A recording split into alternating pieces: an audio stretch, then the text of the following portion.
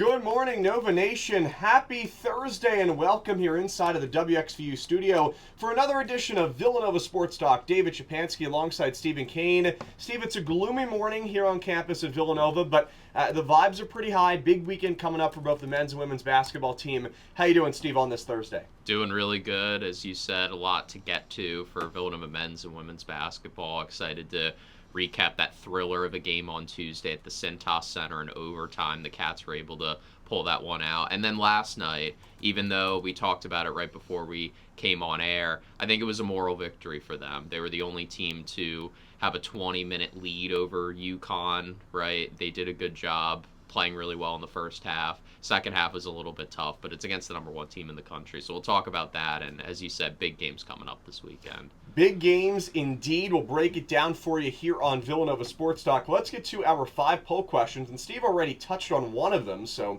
we'll break it through. A lot of votes here on these poll questions, so please keep voting and get your thoughts in. Poll question 1, who was Villanova's player of the game versus Xavier? Cain Lewis, Duke Brennan, Tyler Perkins, or Bryce Lindsay? Poll question 2, what will be the final result of Villanova men's basketball versus UConn on Saturday?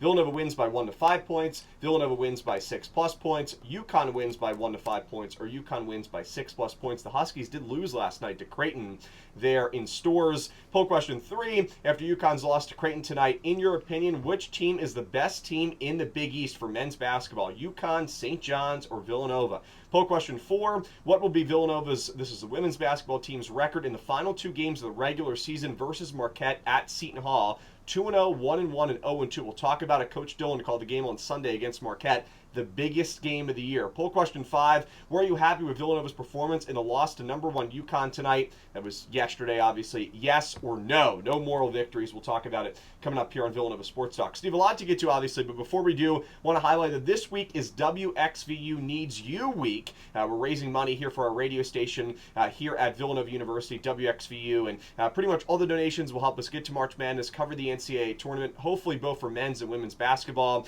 and also will help us do cool stuff in the future for the next few years and over the next season as well with Nova football coverage, hopefully some men's and women's lacrosse as well in the future. So just please consider donating for us, and it will also help us buy new equipment to enhance our coverage. You can donate www.give.wxvu.org. Again, www.give.wxvu.org. So please consider donating, and we greatly appreciate all of your donations. They mean a lot to us, and each gift will be matched by an anonymous donor up to $10,000. So I want to thank everybody for their support, and I really appreciate it here on a Thursday. All right, Steve, let's break down Villanova men's basketball versus Xavier the other day at the Cintas Center in Ohio, 92-89 victory. And I can't believe I'm saying this. This was the first matchup between these two teams, and it came in the middle of February. They're going to meet again on March the 7th in the final regular season game of the year for the Wildcats. And this game really had all the dramatics in it, right? 40 minutes wasn't enough to separate these two teams. They had to go to the overtime session, and all 5 starters for Villanova were in double digits. Devin Askew, Malachi Palmer had some good minutes off the bench, and Villanova started this game actually by allowing an 11-2 run to Xavier. Coach Willard called a timeout, which he's done a lot this year, and that's really kind of changed the tide of things for Villanova in terms of the momentum. Called the timeout, got the bench in, and like I said, Askew and Palmer played well, and both teams shot the ball well. There wasn't really a whole lot of defense played in this game. This was the worst 3-point defensive performance by Villanova in some time. Xavier shot better than 40% from behind the arc. Trey Carroll, what a player he is. I know because Xavier's really struggled this year just in terms of conference play and kind of overall, that maybe Trey Carroll hasn't gotten the praises that he deserves. And yes, he made a bad pass in overtime when Xavier had the chance to win the game with 3 seconds left to go. But, if it wasn't for Carroll, Xavier wasn't in this game. He had 28 points, 10 rebounds, double-double. So that was very impressive. But this was just a fun Big East battle. Steve, what were your takeaways from this 3-point win in overtime in Ohio? A lot of great individual performances to start. I know it's one of your poll questions, David, but Cain Lewis was the player of the game for me. Let's just get that out of the way because we're 6 minutes in. We answered a poll question. Yeah, we already did, right? Getting out ahead of it early, but he was just super impressive. 21 points, 7 rebounds, 6 assists, had 4 steals on the defensive end. Sometimes I think that gets lost in the sauce. Everyone talks about his ability to score the basketball, create crafty layup angles for him to score, and be a great setup man that can run the point effectively, set up his teammates. But he's also a great defender, leads the Big East in steal rate, steals per game, and that's what really allows for him to be a great two-way player. That's why, in my mind, I think he's probably going to be Big East Freshman of the Year. Kind of like how Kevin Willard's probably the front runner for Coach of the Year. I think Lewis is probably the front runner for Freshman of the Year in the Big East Conference. He impressed me a ton, and again, just getting on the glass as well, getting 7 rebounds, being a guard is really impressive. The one thing that did irk me a little bit, and we'll get to it, is the free throw shooting. Right, he was 0-4 from beyond the arc, 3 of 6 from the free throw line, but he was just a huge factor for Villanova in getting the job done. So I was really impressed with him. And again, Tyler Perkins, 17 points, 3 boards, a block, 2 steals, just got inside, scored 5 of 9 from 2. Those tip-ins are so difficult to stop. And again, it's just been really a force on the inside. And Duke Brennan had his 12th double-double. David, he passed. Well, it's almost like we don't even talk about it anymore. Yeah. I mean, I'll tell you the truth. I don't think I even brought it up in my recap video the other day. I mean, he's averaging a double-double. It's kind of, I mean, obviously it's great. He's having a fantastic season, but I think that speaks volumes to how good of a season he's having. It's 12th double-double. Do we even really talk about it all that much anymore? I mean, it's kind of just a given with how good Duke's been this year. Well, I'll bring up something that will probably recenter the focus around his double-doubles. David, 12 double-doubles. That's the second most all-time in a single season for Villanova. He passed Villanova legend Omari Spellman back in 2017-2018 when Villanova won their 3rd national title, the best Villanova team ever, and he's too short of the all-time record held by Michael Bradley. So just some context to really outline how good he's been. But 6 assists as well, right? Doing a good job just passing the ball. And I really liked, especially in the first half, when Villanova started to take over. You mentioned coming back from the 11-2 run. I love how Duke Brennan got to the top of the key, kind of stood there, and then would either hand the ball off to Askew and kind of create a little bit of a screen for him, and then he would take a nice 3 from the top of the key. That's how he got some of those assists, and also just passing inside the paint, whether it was to Hodge or some of these other players. But again, individually, just impressive stuff. I thought the offense was humming. They did what they needed to do against a pretty poor Xavier defense. They forced 16 turnovers against a Xavier team that doesn't turn it over often, and 24 assists as well. That'll definitely get the job done. I agree. I thought there were definitely more positives in this game than negatives. But, again, the defense wasn't great against Xavier, especially against Trey Carroll. They did force 16 turnovers, had 12 steals. Xavier will commit turnovers at times. But, like I said, the three-point defense struggled in this game. And, Steve, I thought you brought it up. The biggest weakness in this game for the Wildcats was the free throw shooting. And, you have to think, Villanova is getting by shooting the ball very poorly from the charity stripe this season, 296 in the country, according to Ken Palm in free throw percentage. But you have to think that at some point in time, whether it's against a UConn, a St. John's, in the Big East tournament, in the NCAA tournament, at some point in time it's going to catch up to Villanova. When you shoot so poorly from the free throw line, that's going to cost you in some of these really close games. Now, Villanova's getting away with it because, they almost didn't against Xavier in overtime, but because they have been better than most of these other Big East teams on paper, and their talent alone has carried them. But, free throws, at this point, I feel like a late-game strategy for some of these teams are going to be to foul Villanova. You saw it a little bit against Xavier and force guys like a Cain Lewis, Duke Brennan to beat you at the free throw line. Villanova in this game, 64% from the charity stripe. And it's something that, as Villanova fans, as, people that, have watched the game for the Wildcats over some years, you're just not used to the Wildcats struggling in that stat, right? Villanova's been top 5 in the country in that stat over the last how many years here on the main line. Villanova's struggling in that category this year. Coach Willard keeps talking about it in his post-game press conferences, and I believe he even said it the other day in the Wildcats win against Marquette at home, where he said if they made this free throws, I would love this, really, really love this team if they made their free throws, something along those lines. In my opinion, it's going to catch up to Villanova at some point. I hope it doesn't. But those things usually at some point in time are going to cost you big time. And it hasn't yet. Hopefully it doesn't. But it's definitely something to monitor here as we end the regular season and look ahead to both the Big East tournament and March Madness. I would agree. Villanova, they were 2 of 5 from the charity stripe to end regulation.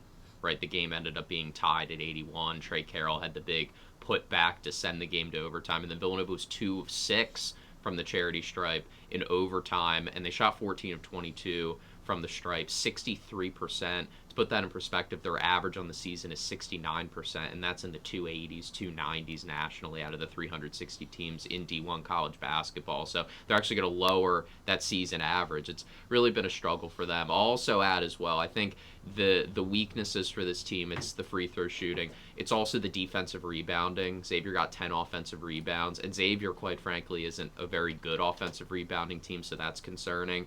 And giving up just a lot of two-point shots as well. That'll be something when we get to the UConn game. I think that's going to be key. Just the interior defense for this Villanova team. I know they gave up a lot of threes to Xavier, but the three-point defense has been a lot better. In fact, it's one of the best in the Big East ever since conference play started. So I'm not too worried. Xavier's a real high-octane offense that takes a lot of threes. They play fast. They move the ball around.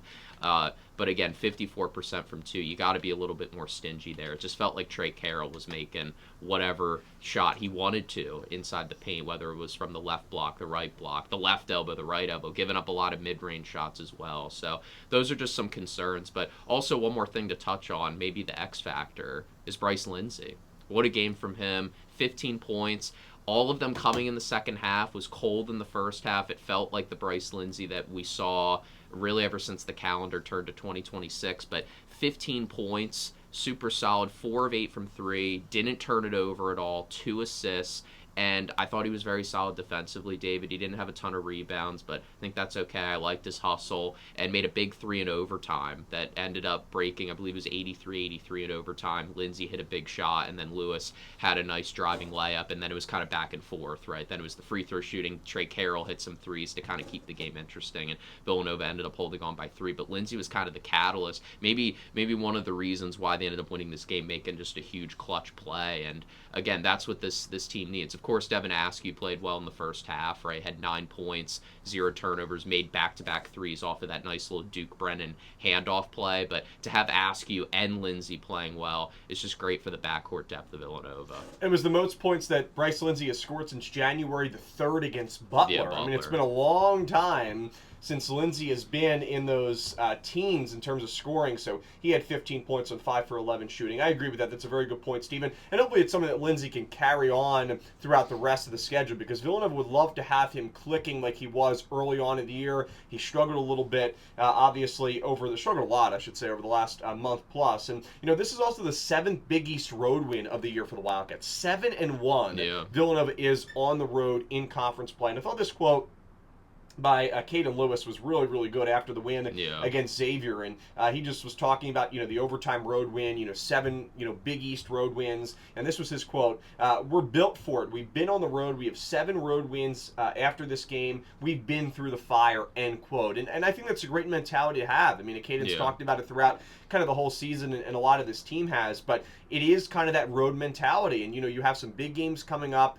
Against UConn, obviously St. John's on the road. MSG, one of the toughest places to win in the country for the St. John's Red Storm team. So, Villanova's kind of been through it, and I think that's kind of one of the biggest differences between some of the teams in the past 3 years and this team. I mean, there's a lot of differences. You could start with the coach. You can continue to go on some of the different players, obviously, and the transfers. But I think one of the biggest differences is over the last few years, we've seen Villanova struggle to hit those late clutch shots on the road, be able to battle through some adversity. Not this team. This team is definitely built different to handle those road environments. And you have to think about, too, Cain Lewis, he's a freshman point guard, and a lot of the times he is the player either attacking the basket, going towards the rim, setting up some big plays on the road. And that's something that I don't feel like we talk about a whole lot about. He's just a freshman, and the mentality that he has, especially on the road, is going to be big for Villanova. So I think that was a key aspect of it. And, Steve, looking kind of transferring things a little bit here to the March Madness talk and where Villanova stands in the NCAA tournament.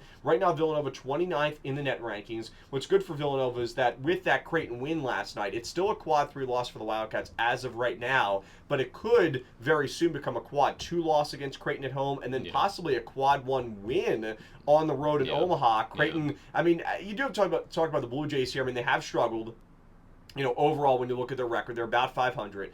But they have 2 wins on the road at Villanova, at UConn this year. Both quad 1 wins, both quad 1A wins for this Creighton team.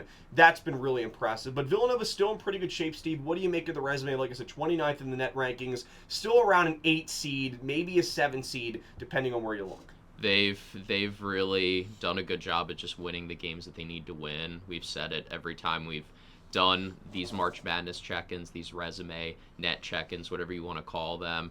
For Villanova, the one concern you see from a lot of bracketologists right now, I think it's a general consensus. Bracket Matrix, it's this site that aggregates all the different reputable bracketologists where they have each of the teams in terms of average seed, and then it'll average it out. Has Villanova as around a 7 seed, which feels right. But again, with a lot of these bracketologists, their knock on Villanova's, do they have that really marquee win? The Wisconsin win was great, right? Wisconsin is a team that has some of the best wins in the country. They took down Michigan State easily on Friday. They're a really good team. And for Villanova to beat them, a team in the Badgers that's definitely going to be in the tournament, that's great. But Seton Hall being another win. Seton Hall, they lost to DePaul last night. They may not make the tournament. The Big East may just be a 3-win league at this point. Probably I think at this not. Point, I think the dream is dead. You are dead. 3 teams for sure. Yeah, unless if they beat UConn and St. John's, and Creighton could bid steal, right? If they they're competitive in the Big East tournament. Yeah. Could they find a way to win? I don't think it's impossible. Yeah. But still.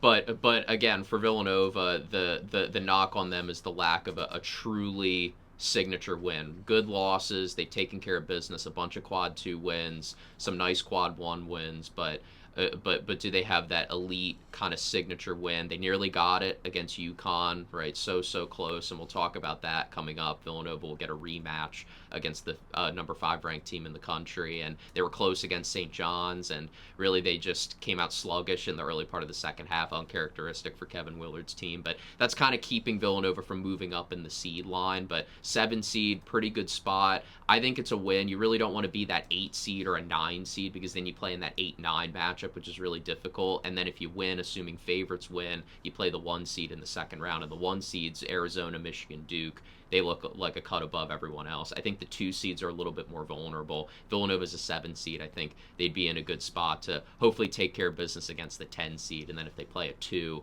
in round 2, they could maybe make it out of the first weekend. But we'll see. But if they beat UConn or St. John's, one of those 2 teams, they could move up to be a 6 seed. If in theory, if they were to run the table, get super hot, win the Big East tournament, they could creep up maybe to a 5 seed, maybe 4 seed. But again, pretty unlikely. Right now they stand at a 7. We'll see if they can move up. And I feel like it is kind of a peak for Villanova right now, around that 7 seed when you look at a lot of the bracketology. And speaking of one of them, ESPN right now has Villanova as the 7 seed, taking on 10 seed Georgia in Buffalo. So that's the updated NCAA bracketologies, again, according to ESPN's Joe Lunardi. Steve, well, a big way that Villanova could help its resume would be a win against number 5 UConn on Saturday. Now, we're going to start the conversation with saying that UConn did lose to Creighton last night. So Are they number 5 anymore? No. And UConn has not lost back-to-back Big East games in more than 2 years. So it's definitely been, this is not going to be an easy test for Villanova as it is. Now, last night, UConn did lose 91-84 to Creighton in Connecticut, so a home game for UConn. And, in this game, the defense for the Huskies really struggled. It was very uncharacteristic of Coach Hurley's teams, especially defensively. Creighton shot 49% from the field, 48% from behind the arc. And Creighton in this game also only had 8 turnovers.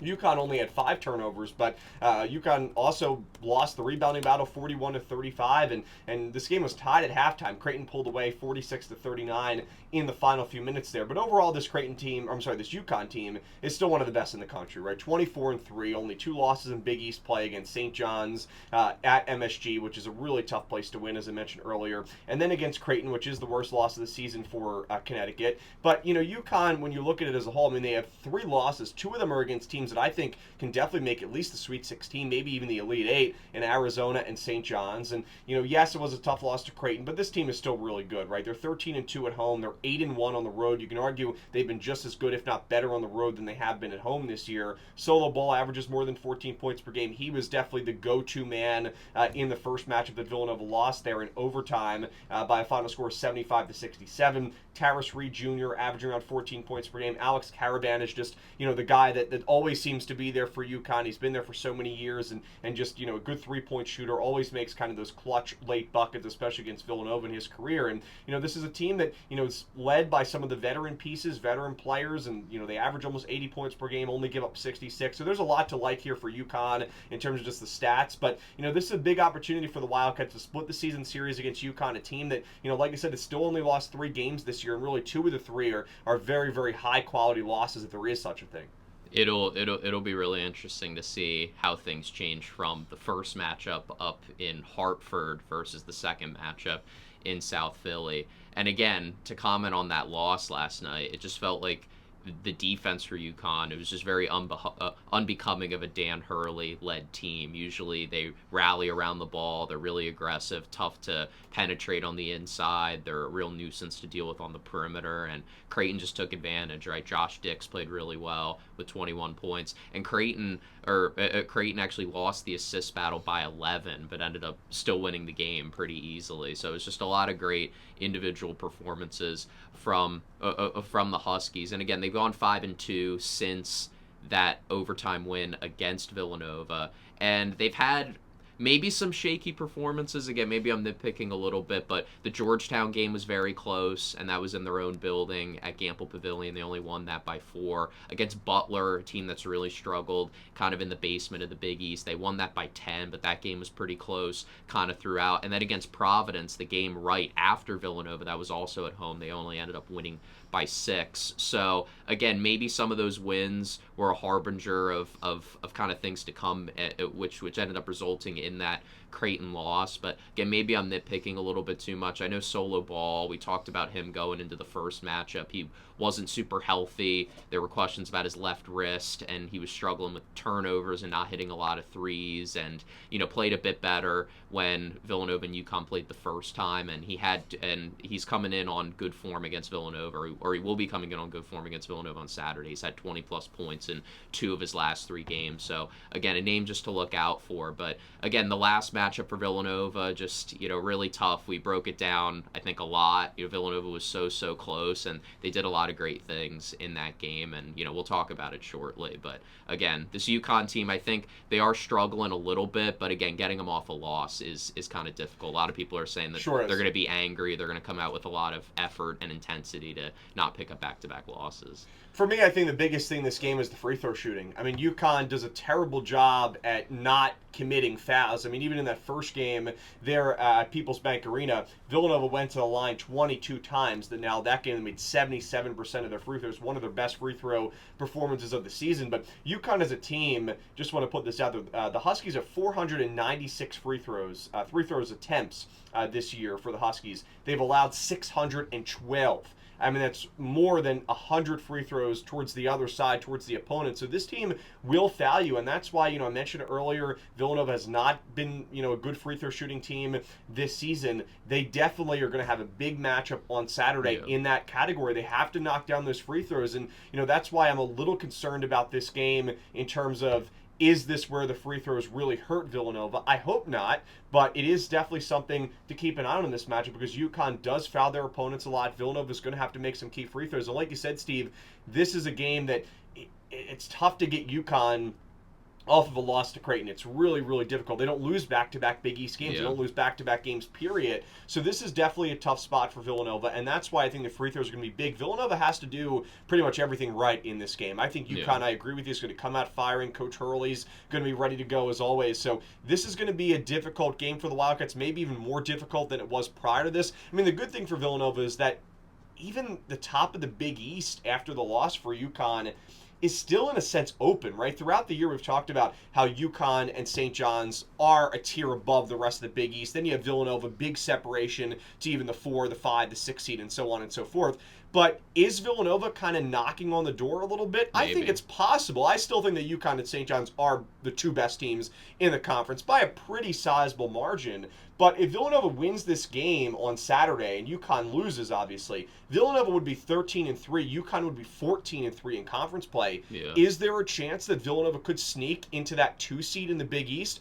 It's possible. So I think that's definitely something to monitor. St. John seems to be in the driver's seat, but I think you have to pump the brakes a little bit on, is Villanova that far behind the two teams in the top of the conference? I don't think so. In the first two matchups between these three teams, if you will, Villanova versus St. John's and Villanova versus UConn, there wasn't really a whole lot of difference, right? You look at maybe the box scores from that game. Yes, UConn pulled away to win that game almost by 10 points, but Villanova should have probably won that game if it wasn't for some, late situations where Villanova had some issues and then had survived a late defensive possession with Malachi Palmer coming up with a big steal. But in a game where Bryce Lindsay and Cain Lewis really struggled. My point here is I don't think Villanova's that far away from these two top teams in the conference. The Wildcats have won 6 straight games. Maybe that's just being optimistic, maybe a little biased perhaps, but I really genuinely think that Villanova is there with these two teams in St. John's and UConn. I think St. John's is still a little better, but the way, as you said, Steve, the way the UConn's played in the month of February, I don't know if they can be considered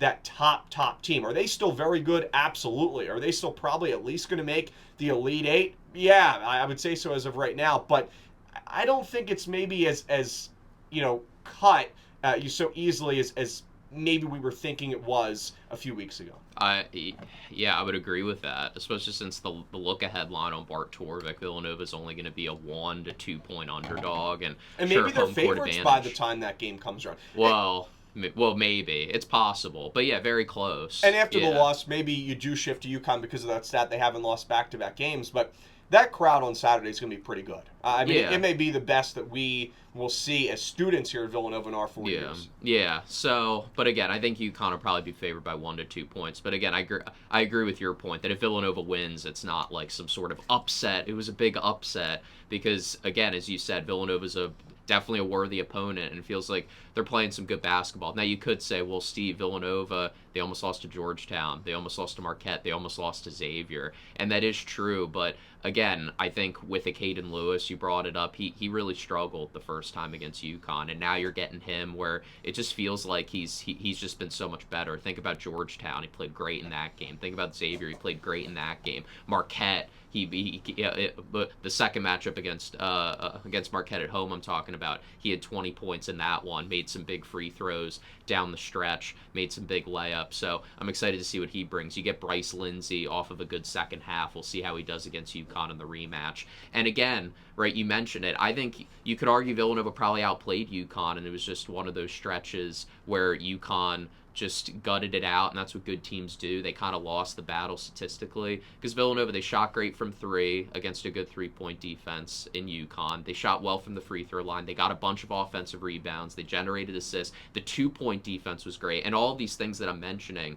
are against UConn's strengths, which is really impressive. So we'll see if Villanova can kind of repeat that. I think one of the glaring things is just they have to force more turnovers, and that was something that, again, you don't want to totally nitpick. UConn had 9 turnovers, which is okay, but that's really where you can get this Husky team and can really speed them up, right? They're 121st in turnover rate allowed. Villanova is 63rd in turnover rate forced, and there's that stat that shows up in the game notes over and over about how Villanova's dominated teams in the turnover margin battle and points off turnovers. So if they can kind of carry over the good 3-point shooting, free throw shooting, offensive rebounding, assist game, and couple that with forcing some turnovers on the other end and getting out in the open court, scoring in transition, also better 2-point shooting and defensive rebounding, I think Villanova hopefully should win. It would definitely be their marquee win. It would officially punch their ticket to March Madness if it hasn't already been officially punched already as an at-large bid in late February. So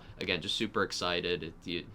Hopefully revenge is cooking up on Saturday. It definitely could be. And I want to go back to something you touched on, just Villanova kind of barely sneaking by some of these teams in the middle echelon of this Big East Conference. Even UConn, they only beat Seton Hall by 5 on the road. They beat Georgetown by 2 on the road. They survived against Providence in a game that Providence probably should have won.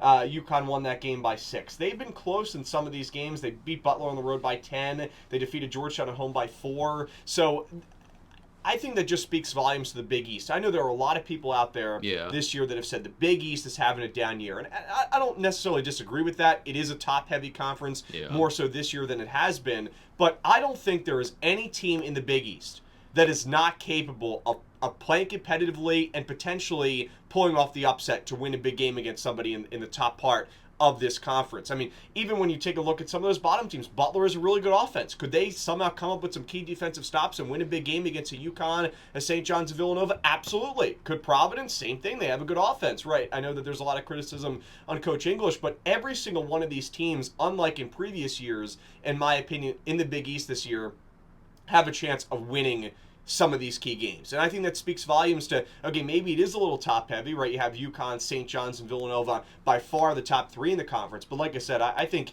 anybody in this conference is capable of winning a big game, and I think that shows up in a lot of these box scores, right? UConn's played in some really competitive games recently in Big East play against some of the teams where you were looking the seeding, or at least the standings of the Big East, and say, oh, well, UConn should have easily rolled past them. Same thing for Villanova, same thing for St. John's. I just think it shows you that this conference is tough in terms of even the bottom teams in the country. Talked about this last week with Steve Pannone, have a chance to compete and win. Yeah, it's a great point, and again, you can't just look at the teams that make March Madness and have that be the sole measuring stick of how good a conference truly is. Because a lot of weird things happen, and that's why college basketball, we love it, but sometimes things have to break your way. For a conference, especially with only 11 teams compared to some of these mega conferences like the SEC, the Big 12, the Big 10, for the Big East, I should say, not necessarily Villanova, although they're obviously included in this, you have to have a conference where you got to have some good teams, and then the good teams kind of have to lose to the mid-tier teams, so the mid-tier teams get good wins, and it's just a lot of things have to break your way, and I just think it's one of those situations where, you have to tip your cap to UConn, St. John's, and then Villanova as well at really separating. But again, you don't want to take a ton away from what Seton Hall has done. It's still been a great turnaround year for them, even though they probably won't make the tournament unless if they somehow win the Big East tournament, which is definitely possible. They could get a bye. And again, a lot of good teams, even Marquette, right? They could be one of the best. They've been playing better too in 2026 so far in February and even late January. Yeah, and Marquette, you could argue maybe they're one of the best, I would say, worst teams in across all the power conferences, just with Shaka Smart, a lot of continuity in that program. So it'll be interesting. Also, one thing to touch on as well, Duke Brennan was a big factor against UConn. He made a bunch of free throws in overtime. He was clutch, 16 points, 14 rebounds.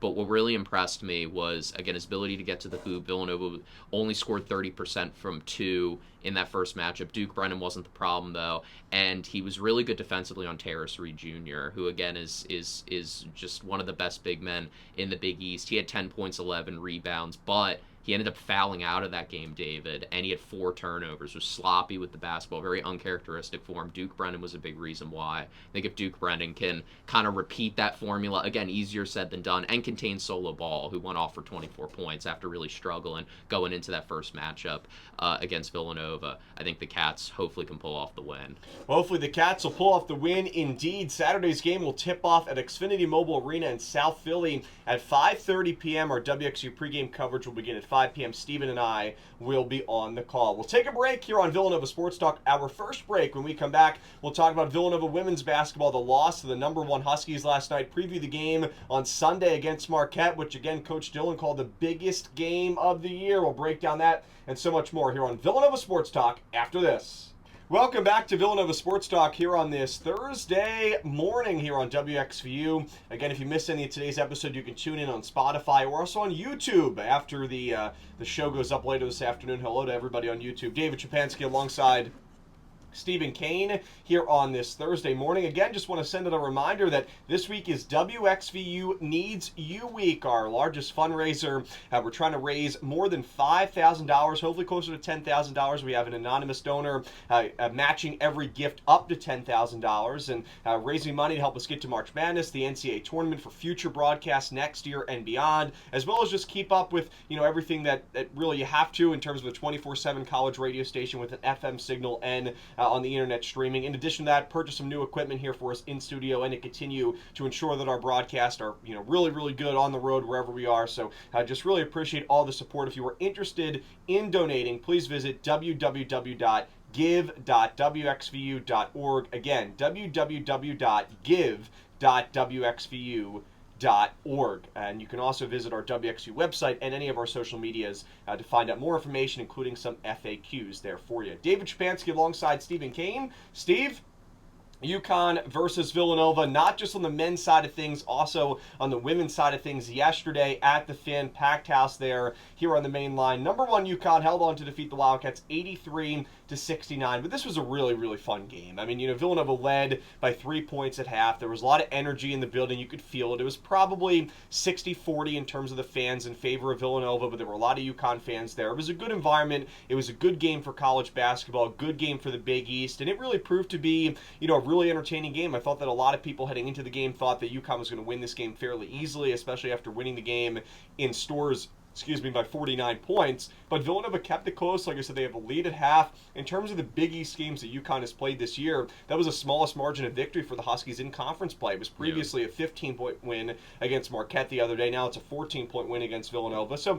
somewhat small moral victories, if that's something you do support. But all in all, at the end of the day, I thought this was a good performance by Villanova. And really, we'll talk about it more coming up over the next few minutes, but I really thought it just came down to the Wildcats got tired at the end, and the size, the physicality of UConn was just too much. And it was a little similar to what happened there in Stores in the fourth quarter. But Villanova really, we'll talk about when the game kind of slipped away. You could argue it was kind of midway through the third quarter, but I would say for 3 quarters, Villanova played excellent basketball against the best team in the country. I think they're going to be back-to-back national champions in a few months. I would agree with that, and I think you have to take a moral victory because, as you said, this UConn team is clearly a cut above all of the other teams in women's college basketball right now. And you mentioned it, Villanova, they led, right? They were down 11-9. Danae Carter hits a 3 in about the middle part of the first quarter, and Villanova ended up leading for all but 4 minutes in the first half against the number 1 team in the country. And they didn't give up that lead until UConn came out of the locker room. Cats were up 3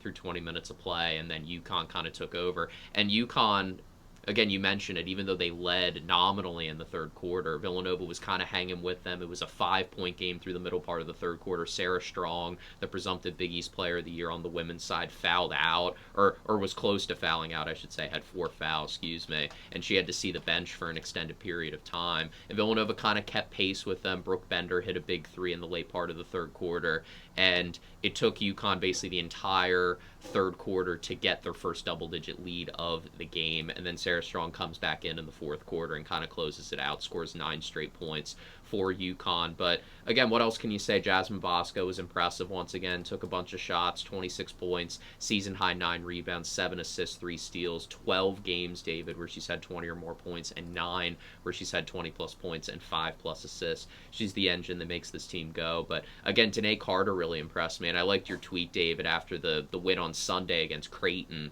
where arguably she had one of her best games of her career. I think she may have surpassed that the last night against the number 1 team in the country. 21 points, 8 of 9 shooting, made 3 threes. I did not realize that was a career high. She only had of her 2 game on the season coming into the game, and she made 3. That was career high in terms of threes, and a career high 21 for Danae. She was incredibly solid, and again, 3 steals.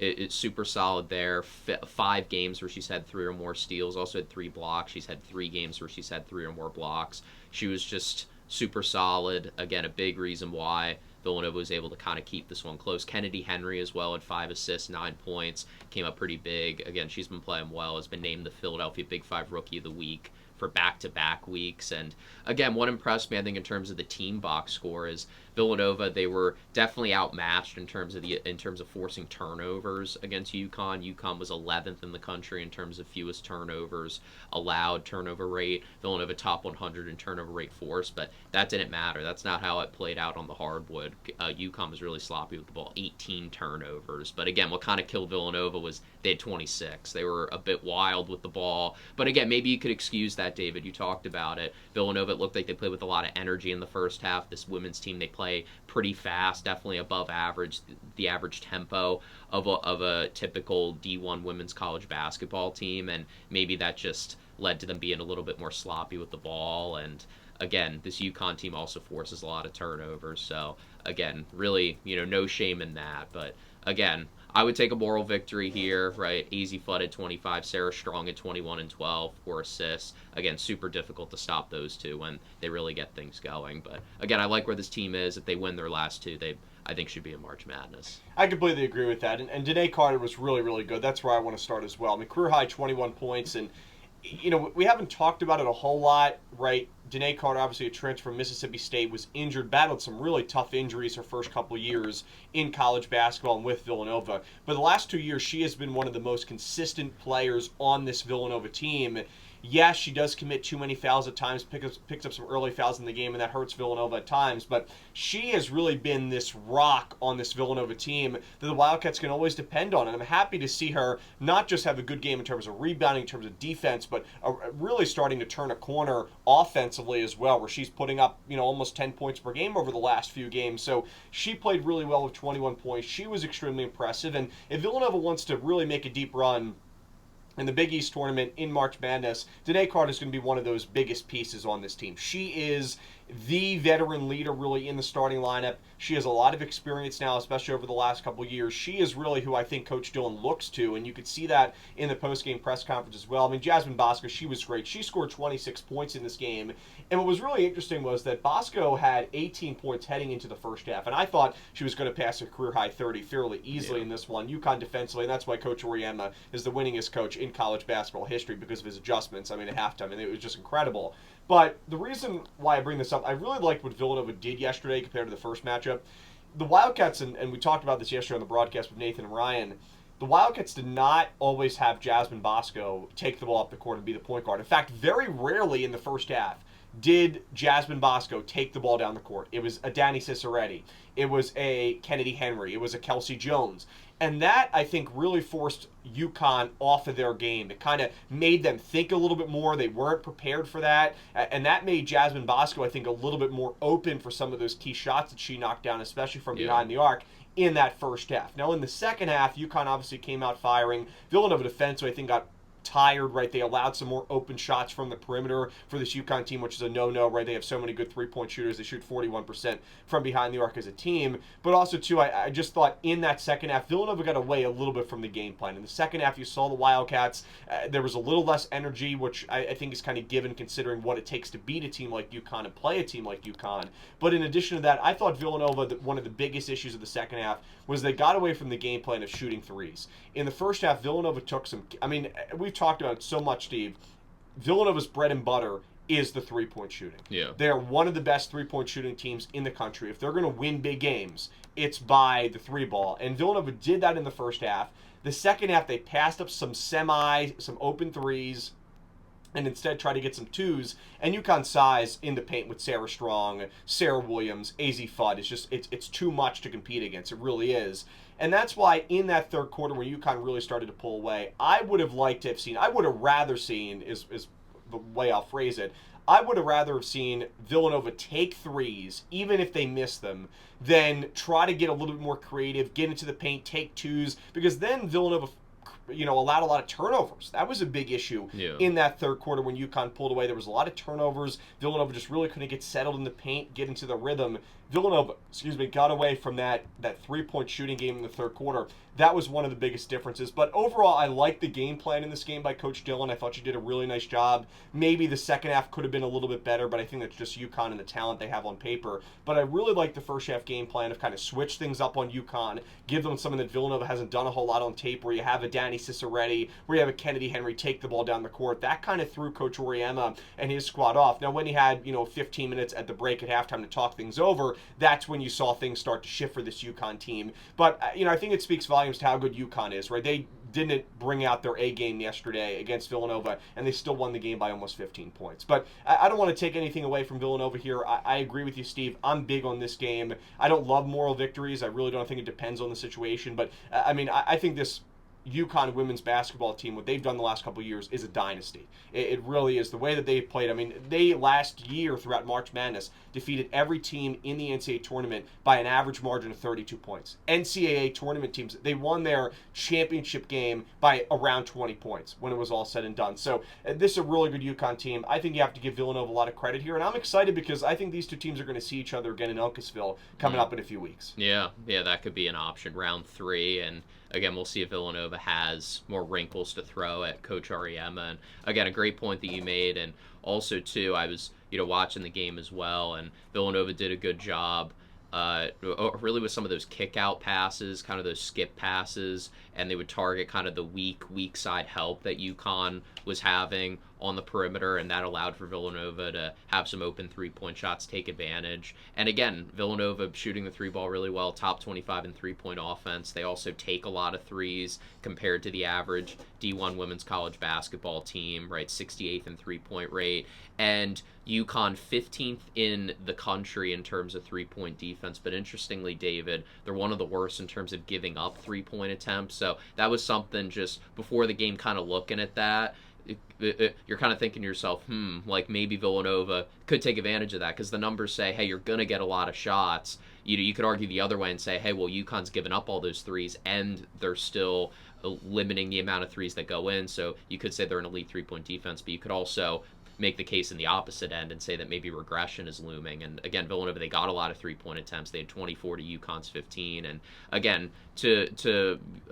also, I thought Villanova's backdoor cutting was really good. They took advantage of that a couple times, particularly you mentioned with Cesaretti, Kennedy Henry, and others. And Villanova, again, the numbers bear that out, 16 assists against one of the best teams at generating assists and limiting assists in the country, in the UConn Huskies. They did lose the assist battle by 4, but just to be in the conversation with a UConn team like that, again, you mentioned they are just so dominant compared to everyone else, especially in the Big East, is a huge achievement, only losing the rebounding battle by 2, in spite of the fact that this Villanova team is very good defensive rebounding wise, but very poor offensive rebounding wise, right? Just having a glaring weakness there. So again, just impressive stuff. And again, the 2-point offense was solid as well, especially in the first half. So again, a lot to like for Villanova. I think it's a moral victory. Again, I think honestly you're crazy if you expected, Villanova to, to be disappointed to win. After the first half, I mean, there was a tweet I think put out by the NCAA or one of the college basketball main Instagram pages that was like someone kind of creeping out of the like a cartoon image, basically someone kind of creeping out underneath like the court. It's like, the score's close, 40-37. Maybe there's a chance. And we talked about it in the halftime show. Yeah, but again, with Ariema, with this UConn team, especially in the second half, you mentioned it, they're great at adjusting, coming out of the locker room. And again, Ashlyn Shade had a good game as well for UConn, had 5 of 6 rebounds. Felt like she made some big buckets when Villanova did a good job limiting Sarah Strong, especially in the first half. I thought Villanova just did a good job kind of packing the paint. And again, that was something in the first half. UConn's the best 2-point offense in the country, and Villanova, kind of like the men's team, Villanova's 2-point defense on the women's side has really struggled.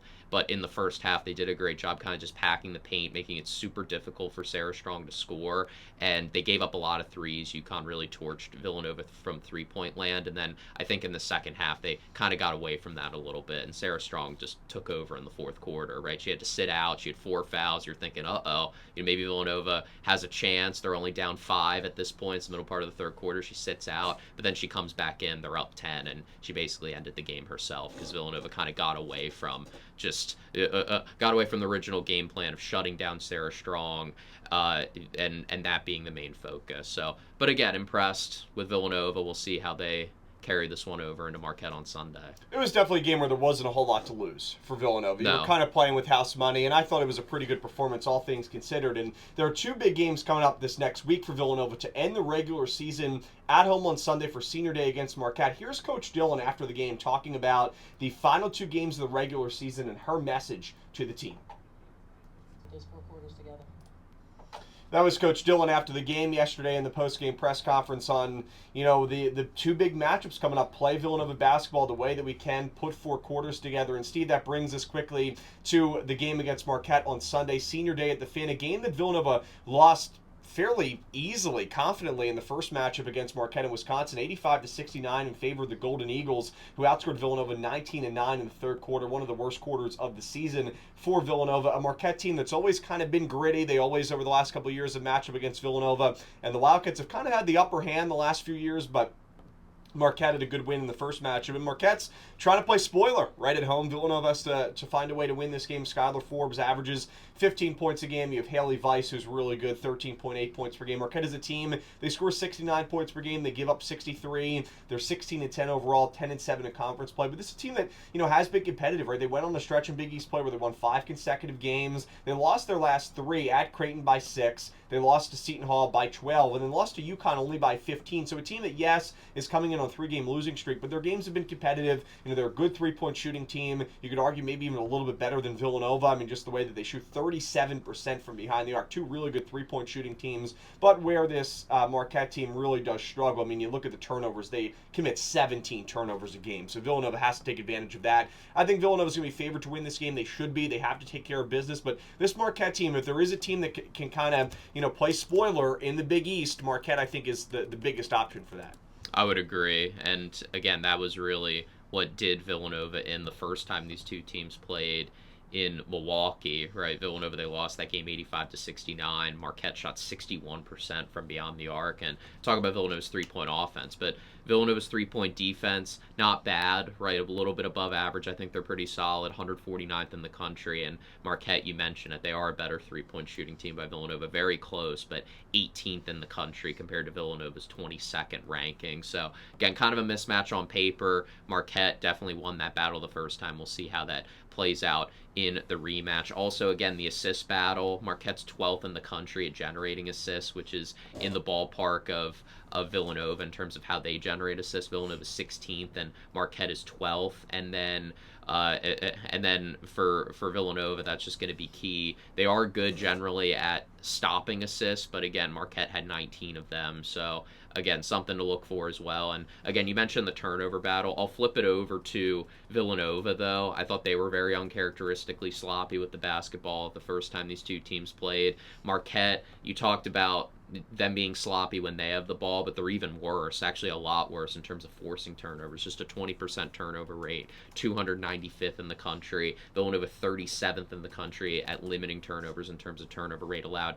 That didn't matter. They had 14 turnovers the first time those two teams played. So I think the turnovers, the assist battle, the three-point defense, you could say the three-point offense as well. Marquette does have a sneaky good top 100 three-point defense, and again, that allowed Villanova to shoot just about 27% from three, but kind of the battle from three, the assist battle, the turnover battle. They also got out-rebounded by 10 as well. Definitely not a winning formula. They lost the defensive rebounding battle, and Marquette is not a very good defensive rebounding team. So, again, hopefully they can, get things in order. And, again, you mentioned, Haley Weiss, Skylar Forbes, Jaden Mason all played really well. 32 points, 20 points, and 20 points, respectively. They all did a really good job just torching this Villanova defense. But, again, it'll be a quad 3 game for the Cats. You mentioned it. It'll effectively be to kind of get revenge on Marquette, split the season series, hopefully lock up that 2 seed going into the Big East tournament, get their 22nd win, kind of try to stay on the path of maybe getting to 25 wins if they were to make the Big East tournament championship, and probably play UConn in Uncasville. So, again, a lot on the line there. They're favored to win by about 8 points, and Bracketology has them as right now the third to last team in, according to ESPN's latest projection. So, a lot on the line. We'll see if they can kind of right the wrongs from January. And right now, the good news is that this is, according to ESPN, Charlie Cream with this poll. Villanova was a 10 seed. The Wildcats right now are a 9 seed. Yeah. Slated to match up against USC, but if you win that game, you'd play South Carolina, which is obviously a tough matchup. So maybe Villanova wants to be that 10 seed and have a little bit of a better chance against the 2 seed. But obviously Villanova just have to find ways to win games. In terms of the net rankings, Villanova 36th in the country. 1-2 in quad 1 games, those 2 losses against UConn, 2-3 now in quad 2 games. So those Princeton, those Fairfields are all kind of in those quad 2 losses right now. Villanova 14-0 in quad 4 games. That's where a majority of their wins have come. But a good win against West Virginia we've talked about. There's not a whole lot of quad 1 opportunities in the Big East for women's basketball. The Wildcats can only play the schedule they have in front of them. But these are 2 big games coming up. Marquette at home and then a quad 2 game on the road against Seton Hall. That should be a pretty fun matchup. That'll be a really big game. Again, Bart Torvik has the wins above bubble stat, and again, it's how many wins would you get above or below the average bubble team, right? So it definitely adjusts.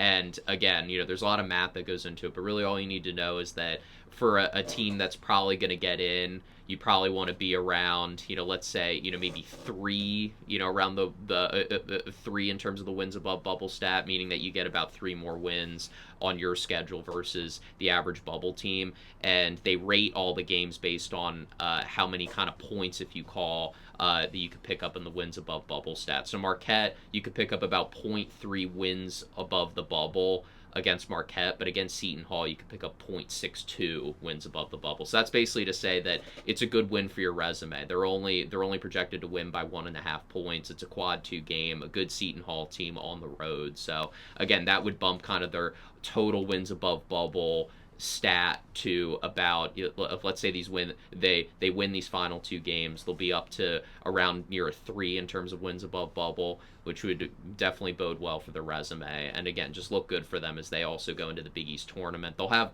potentially more opportunities as well to, maybe play a Seton Hall or some of these other really good teams before maybe the championship game, assuming they continue to win. But again, I think Villanova's in a good spot. As you said, they can really only play the teams that they have in front of them, right? It helps that Fairfield got changed to a quad 2 loss. Seton Hall got changed to a quad 2 win. Those things certainly help for them because now they have 3 quad 1 plus quad 2 wins. So they're in a good spot. Again, if they win their last 2 games, they'll be in a good spot in terms of wins above bubble. So it'll be interesting to see how they handle it on Sunday. It'll be a big stretch. Big game on Sunday, 3:30 p.m. tip-off. Our WXVU pregame coverage will begin at 3. Steve, time for the poll questions. You can vote on my Twitter at WXVU. David asks, first poll question, who is Villanova's men's basketball player of the game versus Xavier, Cain Lewis, Duke Brennan, Tyler Perkins, or Bryce Lindsay? Steve?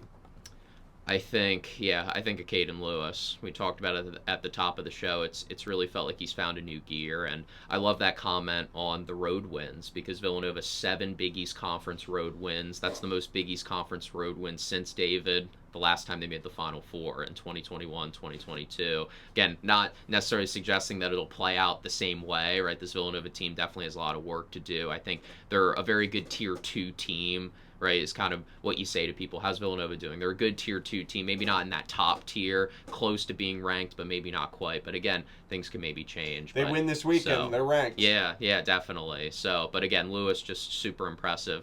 And again, both on and off the court, offensively and defensively, just had a great game. I think he's the player of the game. I agree. I think this one's pretty easy. 78% of the voters saying Cain Lewis, 11% saying Bryce Lindsay. Poll question 2, what will be the final result of Villanova men's basketball versus UConn on Saturday? Villanova wins by 1-5. Villanova wins by 6+. UConn wins by 1-5. UConn wins by 6+. And this vote is fairly close, Steve. Where do you go?